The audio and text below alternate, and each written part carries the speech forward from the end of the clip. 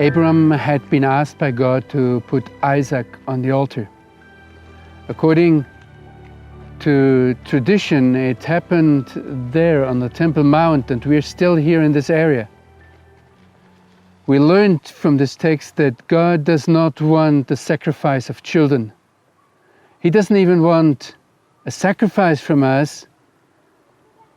He wanted the whole of Abraham. He wants the whole of you and me. Now, the binding of Isaac became the basis for a long tradition in Judaism. It's actually one of the biblical texts that was probably one of the most influential texts on the whole of humankind. But I want to focus today on one specific issue. The Midrashim, old Jewish explanations of biblical texts, tell us the background, for example, of the Feast of Hanukkah. And they tell us what is transmitted to us as Christians in the Apocrypha. For example, we have in the second book of Maccabees, in chapter 7, it tells us about, there she is not called Hannah, but in Jewish tradition she is called Hannah, who had 7 sons. And it was a time of the uprising of the Jewish people against the Syrians, against the Seleucids, and against the Greek conquerors here, who tried to impose paganism on the Jewish people. And in that time, the ideal of martyrdom came up, and I wanted to tell you in short, or remind you of the story of Hannah and her 7 sons, who here in the area were martyred because they did not want to give up their faith in God. And it's in cruel detail reported there how one son of Hannah after the other was slaughtered in front of her. And before her last child was slaughtered, she cries out to the people who listen, and she says, "Go to our father Abraham and tell him that I have exceeded his instructions. He brought 1 child to his God. I brought 7 of them." And she continues and said, "He only bound him. I sacrificed him."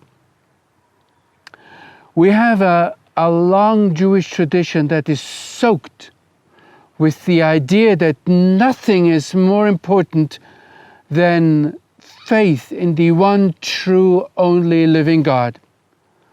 I could remind you here of Rabbi Akiva, who actually was until his 40th birthday, he was not even Jewish, he converted to Judaism. He was cruelly murdered by the Romans. And in the Middle Ages, Akedat Yitzchak, the binding of Isaac, was the model of those who accepted the slaughter of themselves and their children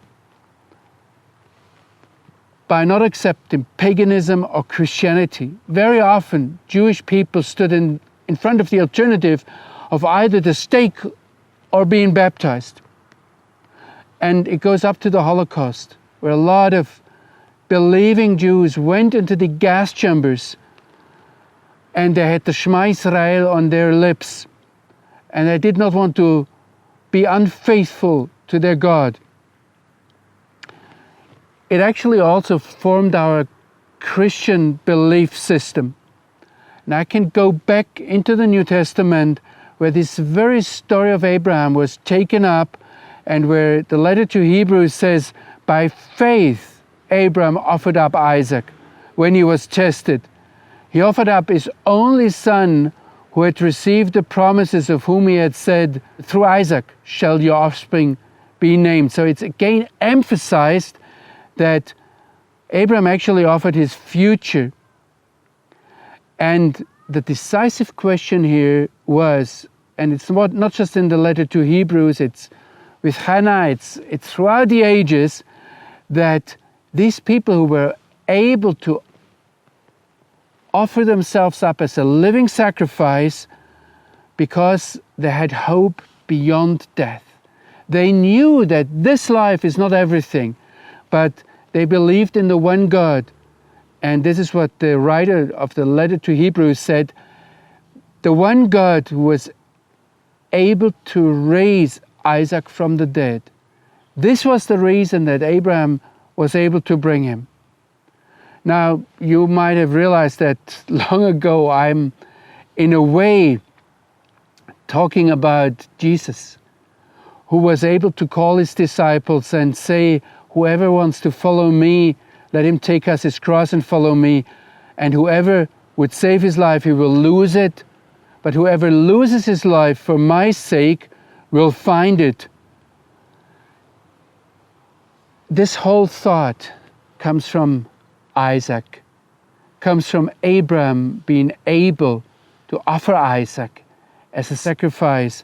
And it goes through to Romans, where Paul asks his followers of Jesus to bring their lives, their bodies as living sacrifices to God. I sit here, maybe it is tombs, maybe it's not tombs, we don't know, but we have tombs all over the Holy Land, all over Israel. And if we think of Isaac being ready to bring his son, we think of that one God that is able to raise even the dead out of the tomb.